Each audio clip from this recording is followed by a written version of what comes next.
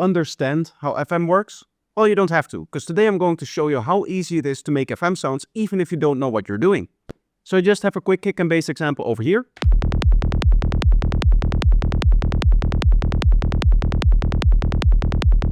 Nothing too fancy here, just something that we can layer our FM synth on top of. And as I said, what I want to show you is how easy this actually is. So I'm going to open up Vital here, and what I'm going to do is I'm just going to turn on 2 extra oscillators, and I'm going to go into basic shapes for both of them. And now what we can do is we can create something really cool, which is called an FM stack, where we take FM on oscillator 1 from oscillator 2, and then oscillator 2 is going to be FM'd by oscillator 3 here. Now let's just turn down the levels, so we're only listening to oscillator 1 here. And one of the final things that we want to do is we want to turn off phase randomization, which you do by setting these 100% to 0%. And as you can hear, now we always get the exact same sound. So this is just a nice starting setup in order to experiment a little bit with it. So what we can do is we can change, for example, the FM amounts here.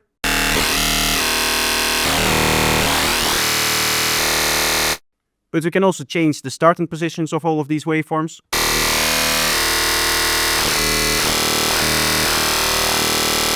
Or we can change the actual waveforms that are being used here. Right now we have 1 saw wave and 2 sine waves, but we can also use, for example, a triangle wave here.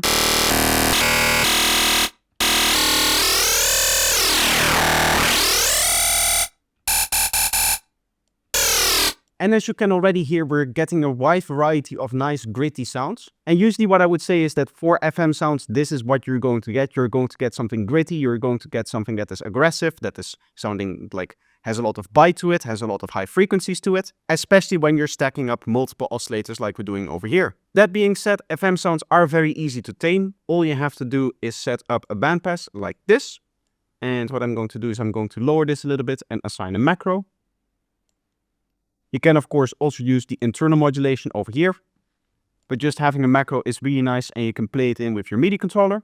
Now, a quick intermission where I wanted to say that I have set myself a subscriber goal for this year, but with the current predictions, it's not looking like I'm actually going to reach that. I would need to more than double the amount of subscribers that I get every month. So if you want to be a part of that and you want to actually make that happen, make sure that you're subscribed down below and also tell some of your friends maybe to subscribe. So yeah, that's all I wanted to say. Now let's get back into some FM stuff. And now let's use something like Rhythmizer in order to trigger it. So what I'm going to do is I'm just going to set up a MIDI clip, which is going to trigger our actual sound. And then of course, something like Rhythmizer, but there's many other devices as well, can be used to chop it up so that you get like infinite sequences out of it.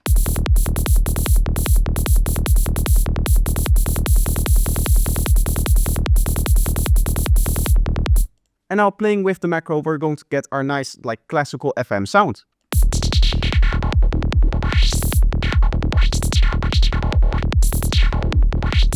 Of course, if you want to do a little bit of extra processing, we'll add an echo here. So this is just for the delay. And what I'm quickly going to do is configure this so that I can access the macro from here.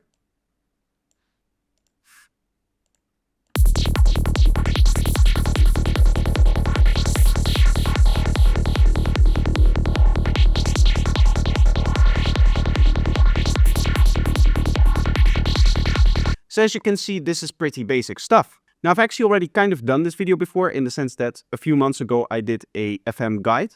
What I want to do today is just talk a little bit more about the practical applications. So what that means is we're just going to sound design a couple of different synths and I'm going to show you a bunch of different ways that you can use FM and achieve FM type of setups. So let's just quickly go into Serum, and here what we can see is that we have the same basic idea, what we can do in terms of stacking different FM setups. So we're going to go FM from B here, FM from sub oscillator. Let's turn them up both. Let's turn the levels down here and here.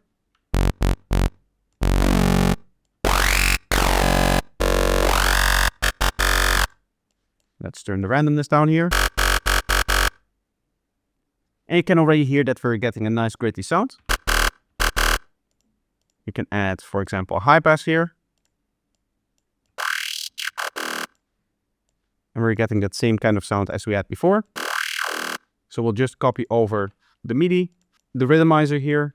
And then finally, I'm going to copy over the delay. And again, because we have a macro, let's just configure this so that we can play it from here.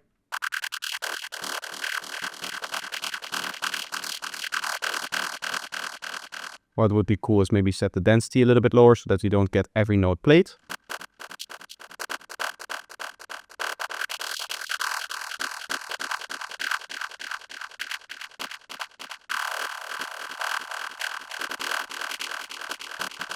So as you can see, it doesn't really matter which synth you use, you're just going to get some cool effects and cool sounds out of it, depending on the settings that you're using here, and of course the way that they implement FM. But honestly, I found that Vital, Serum, Faceplant, all of the synths deliver really nice FM sounds. And really what it's mostly going to be about is experimenting and a lot of tweaking. So now I just kind of made this a little bit random, but if you really want to dig down into the details, you're of course going to set different phases here, you're going to set different FM amounts here, you can try out different wave cycles that you're using here.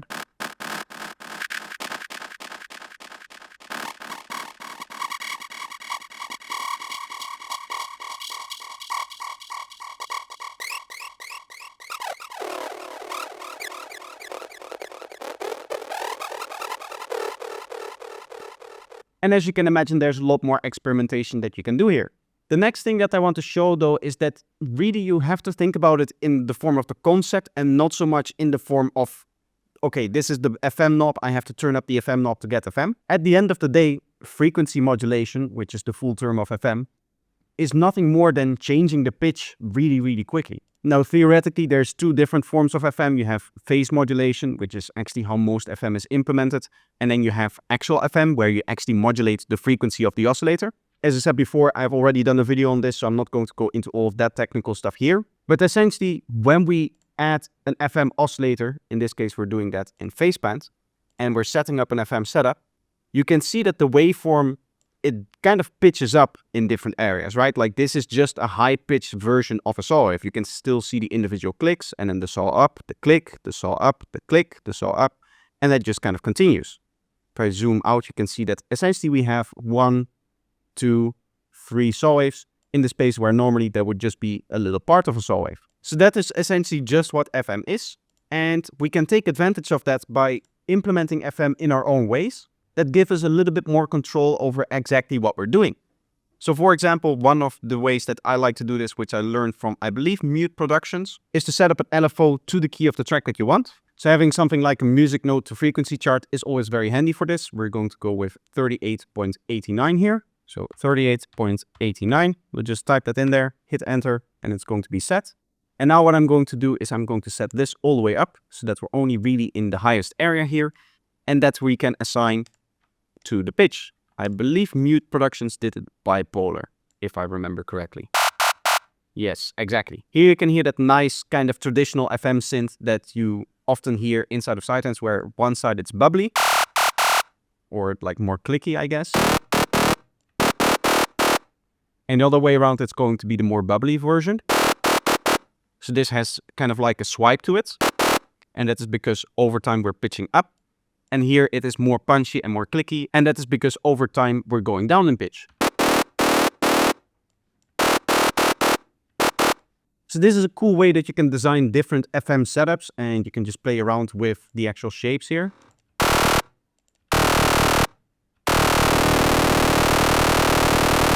One of the things that you have to kind of look out for is that little bit of drifting that you hear. You can hear in some setups you get like an extra oscillation almost in there, whereas other ones are nice and stable. Or at least stable, maybe not nice sounding, but at least stable.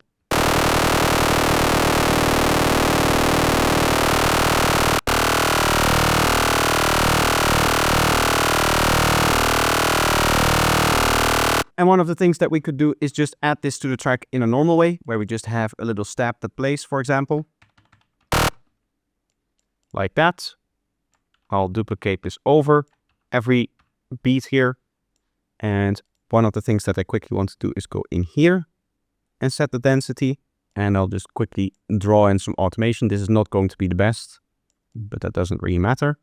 Normally, if this was a real track, I would, of course, record this with a MIDI controller, but I just want to do it kind of quickly, which means that I'm also just going to copy this over to over here. And now we have 3 different FM elements that should all play together in interesting ways.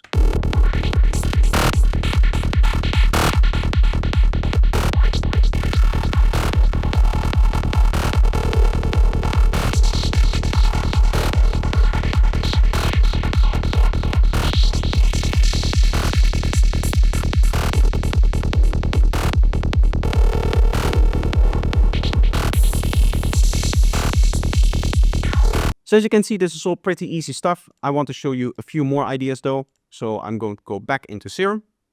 And what I would like to do in this case is I would like to have a FM sound that I can actually play in different keys. Because right now, the preset that we just made, it is going to be specific to the key that we set over here. But what if I don't want to do that? What if I actually want to, have a preset that I can play in F sharp and then in G sharp and then into a different key again, that kind of stuff? Well, you cannot really modulate this precisely enough to actually get that. Say that you were to take the note values over here and you wanted to use that in some kind of way. It wouldn't be precise enough to actually set up that modulation. And even then, in this case, it is many, many octaves here. So you would need to map it really specifically. And yes, maybe if there was no other way of doing this, I would create maybe like a standard preset that would achieve that. But fortunately enough for us, there is the noise oscillator, which we can just use as an extra oscillator and use as a modulation source as well. So what that means is we can go in here, turn on the noise oscillator, let's turn its volume down and let's drag in the shape. In this case, it is just going to be the triangle shape here. But of course, again, you can edit this and then drag it in again. And in order to prepare it as a modulation source, all we have to do is turn it up 48 semitones here with the pitch tracking enabled. And then I believe that's all we need to do. And we just assign a noise oscillator like we did before with the LFO, in that it goes full scale. For some reason, it isn't updating here, but I have set it to modulate full scale as well as bipolar here,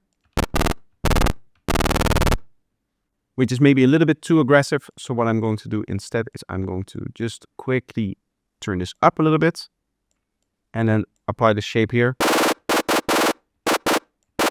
You can see that every time you make a change, you just have to drag it in here. And the cool thing about this is that it's already going to be in key because this noise oscillator is obviously key tracked. What you might want to do for certain FM setups is set this one oscillator down though, and then just go up in the MIDI. So you get a little bit of a brighter sound. You can also, of course, change again the wavetable that we're using here. And now we get this really cool bubbly thing. I believe the real bubbles are made like this. And then just dropping that in here.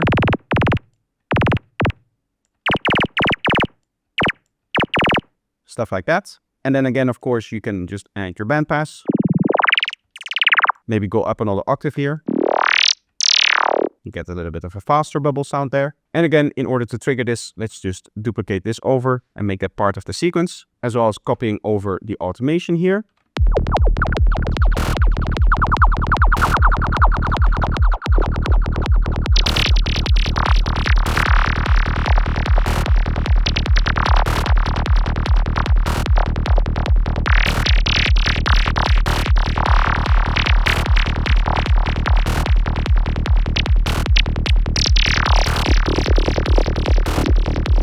And as you can hear, again, we have this really, really cool FM setup. Now, the final patch that I want to show you is going to be in phaseband.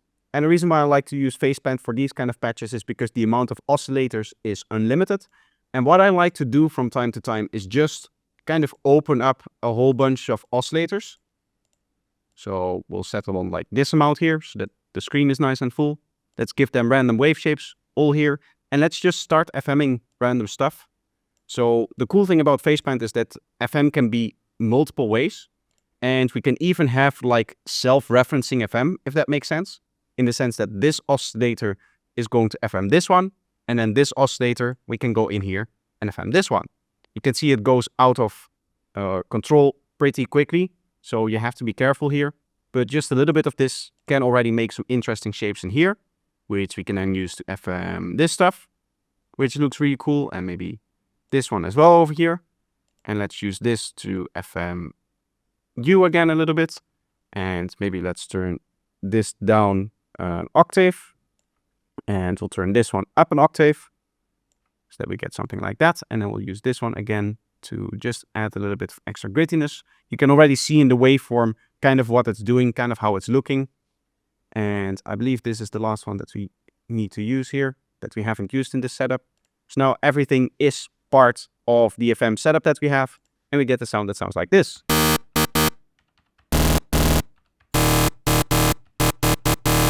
And again, you could use this in full in your track, or you can add a bandpass and create some really cool sounds. One of the cool things about phaseband is that its bandpasses go a little bit steeper than most other synths that I have. I believe this is 36 dB per octave. Maybe a little bit too sharp, but say number 2 here. That's sounding cool now. And again, we would finish off this patch by just setting up our MIDI triggering, doing whatever we need to do in order to play the sound, and then adding our delay and our modulations, and we should be okay. Now, I know this is a little bit of a beginner-focused video. I am going to talk a little bit more about beginner-focused stuff on my channel. I've received some comments in the last year that some of the stuff that I've been doing is a little bit too advanced for people. So I want to also make videos that just includes tips and tricks for very beginners. One of the things that you have to keep into account when it comes to this FM stuff is that, one, in general, it sounds nicer if you just play the root note of the track. So no melodies and whatnot. You don't want to play like an actual melody with this kind of synth. And 2, you're probably going to be surprised on how low you have to set the octave in order to get that gritty, deep sound that we're actually after here. Because I hear a lot of producers that would take a synth like this and then just play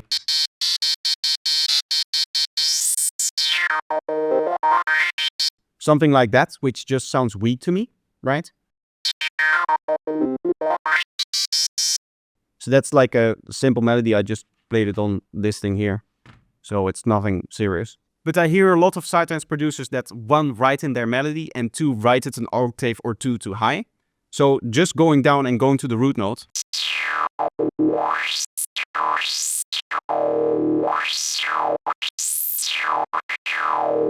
You can hear how kind of strong of a sound we get out of it. Maybe even 1 lower is okay. Here you can start to hear that the actual cycles start to break down, so I wouldn't go this low maybe. Maybe turning some of these down again. This maybe. We get a nice gritty, low kind of sound here, which is exactly what we're after. So that's going to be it for today. That's everything that I wanted to show. I mainly just wanted to show off a cool bunch of different synths and just show off a bunch of different patches. So if you like this, please let me know by leaving a like and making sure that you're subscribed. Another way to support the channel is to do so financially, both by checking out my products over on Gumroad and Payhip, or by checking out my Patreon and becoming a member there. So thank you if you do one of those things, and I hope to see you in the next one. Bye bye.